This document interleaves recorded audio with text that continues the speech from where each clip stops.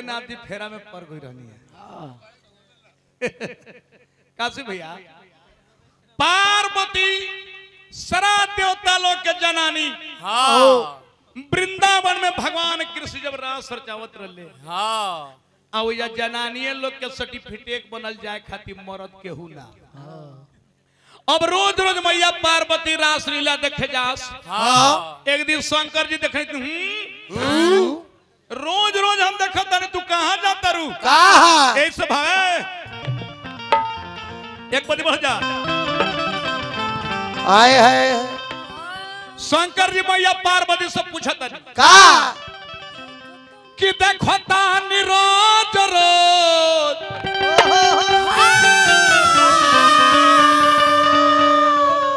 अरे तहरा के बाजार रे बताबो धनिया कोरी के सिंगार रे बताबो धनिया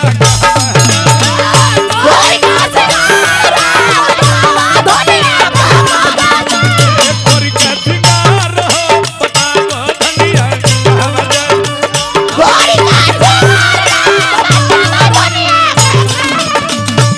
खलीफा बाबा के आशीर्वाद गोड़ लगली आशीर्वाद के प्रतीक्षा। पार्वती बोला तू कहाँ जालू आज ना बताइए तो सुन ला फिर हम समाधि लगाई जदि ना बताई भूत पाता हम चलाई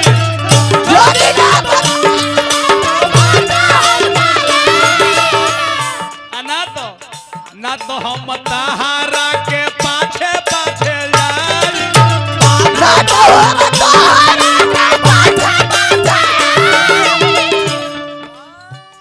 सहकल छोड़ा देबू सबू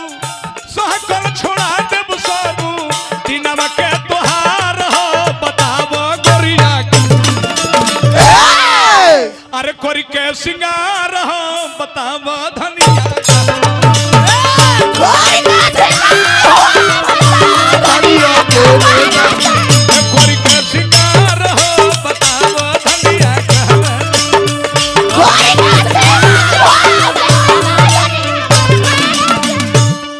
मैया पार्वती कहते काहे के जाना तनी रो सब के जाए को हइए नहीं खेत भोलेनाथ कहले कि कहवा नहीं खे जाए के मैया पार्वती कहनी कि सुना भांग के गोला ढेर चल गेल बे का भैया तार लोग के सर्टिफिकेट बनल नहीं खे बिना मतलब के पका जइबो कहले कहां जालू ए जे भापा कि देखे हम जाइले अरे रोजाना मई बाबा कहां रासलीला होल वृंदावन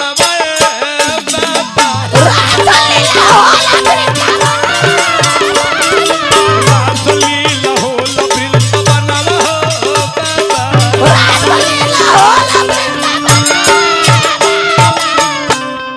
भोला को तो का हम ना जा सकिले रासलीला में का होला तो मैया पार्वती कहे कि छेड़ल कन्हाई वृंदावन में मुरलिया छेड़ल कन्हाई वृंदावन में मुरलिया छेड़ल कन्हाई वृंदावन में मुरलिया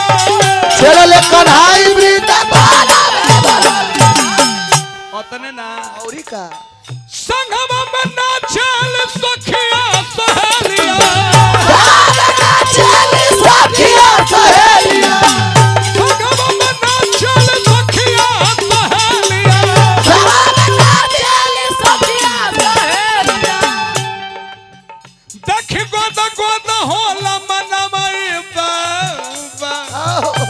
बाबा देख गोद गोद होल मनवा हो बाबा रासलीला होल वृंदावन हो बाबा रासलीला होय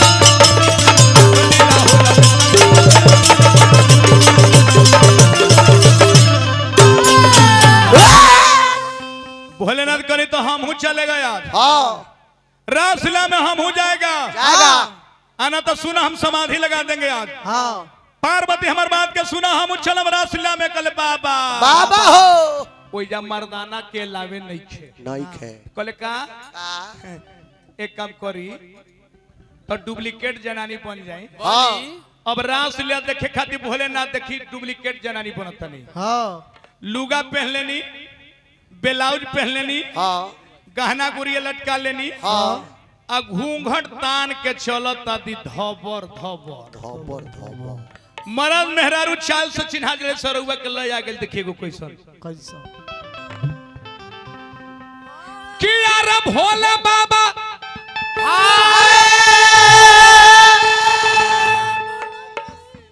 भैया मेरे सलेश सिंह भोलेनाथ के प्रसंग पर बहुत बहुत के पुरस्कार देने हार्दिक प्रणाम। भोले बाबा बोने कोइला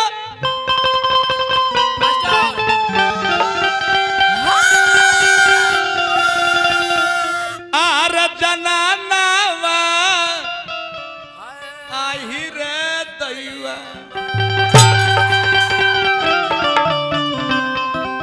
भोले बाबा बन गइला आर जनानावा आही रे दैवा आर रस के करानावा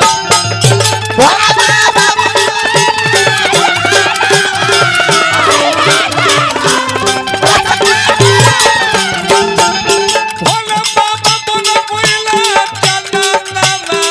आही रे दैवा रस के करानावा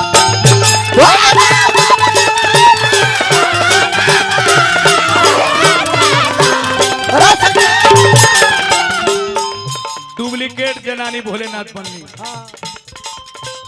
पेनी लाले हारतन पसारी पानी गोइला नकली रे नारी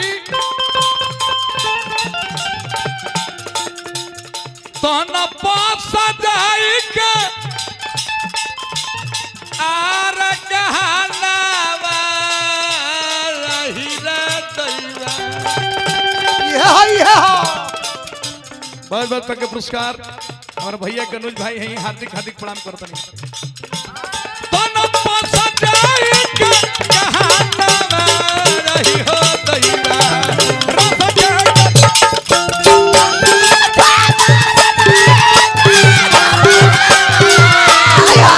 रस के भोले बाबा बोला कोइला जनानावा रही रे दैवा रस के करानावा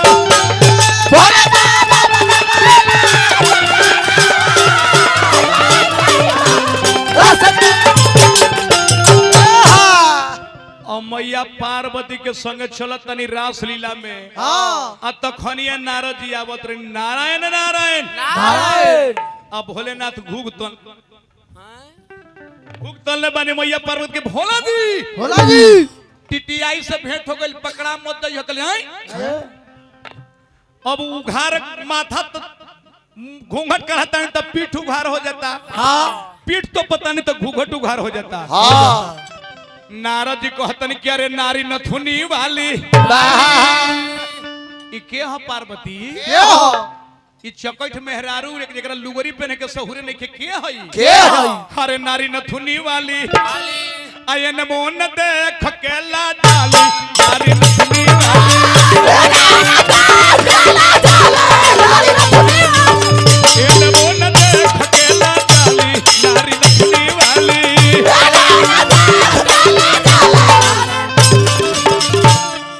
लुगरी पहने के ना सहुर बाटे ना का हो अरे डगरी चले के ना ई के हरे क्या हो रे सहुर बाटे ना का हो ओहो आगे बाबू घर पाछा तो पली ला जाली रे नारी नथुनी वाली आयन मोन देख के ला जाली नारी नथुनी वाली आयन मोन देख के ला जाली नारी नथुनी वाली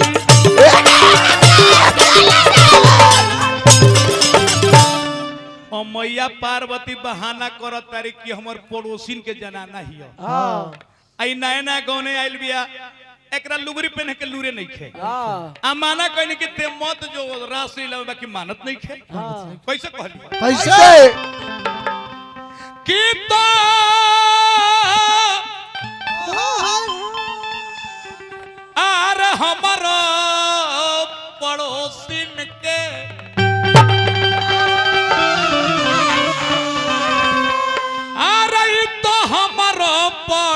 पड़ोसिन के ए जाना नवा हो बाबा सीता हमरो पड़ोसिन के जानवा हो बाबा ई तो हमरो पड़ोसिन के जानवा हो बाबा सीता हमरो पड़ोसी के जानवा हो ए बाबा रउआ से लजात रहे जोड़ी रूप ढापले ला जाली अरे देख रउरा के सरमाली ई तो पहिले पहिले आइल हो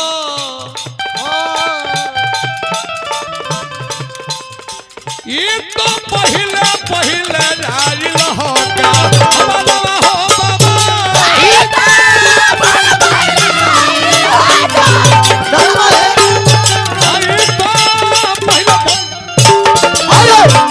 अरे अब नारद जी कहले कि ठीक बजाई जाई अब एजा तो पहुंच गनी मजिस्ट्रेट चेकिन होइजा बा बा अब देखी जे भोथर लइका रहेला हां भोथर लइका के वास्ता भारी भारी सबसे पाछे शंकर जी बैठल बनी टिलखा से जाके घूघा तान के हां कृष्ण भगवान देखनी करे सब तो ठीक आइल बा हौ के आइल बा रे के अटेंडेंस बने गिनती में एगो बेसी बा हां कि उहे देखो ओहो आइल बाड़ी ना जाए एगो नारी नारी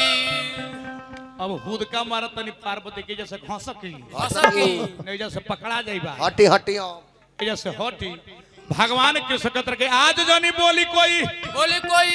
आ उनके संग रास होई ओई बैठल बाड़े सब से पछाड़ी उहे देखो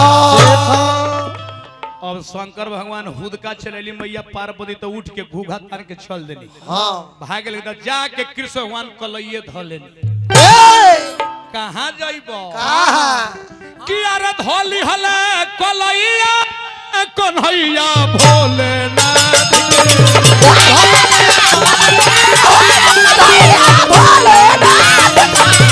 धोली हले कलइया कन्हैया भोलेनाथ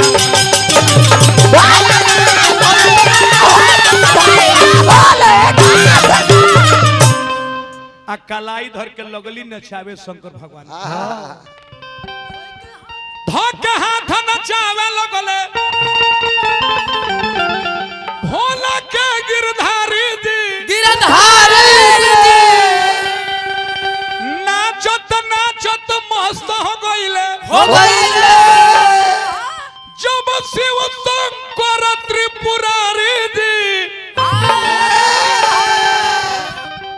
आ नाचत नाचत जब खुशी में मस्त माथा के लुगा हट गई तो चमक चांदारमा लौके लागे नाचत नाचत मस्त हो गइले शिव शंकर त्रिपुरारी जी तो माथा के लुगावा नीचवा गिरल अरे हंस जो दुरैया कन्हैया भोलेनाथ के अरे धोली हले कलैया रे कन्हैया भोले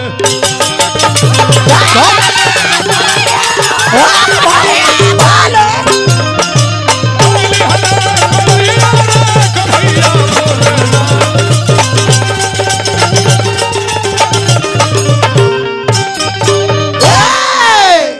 दुनिया के मालिक भोलेनाथ कहतन के हाथ जोड़तन हमरा के जाय दी जाय दी भगवान के सके जइबो जइबो गुप्त रूप से हमरा घरे आई रहल रासलीला में हां इससे तारा नाम से हम वृंदावन में गुप्तेश्वर धाम के स्थापना करे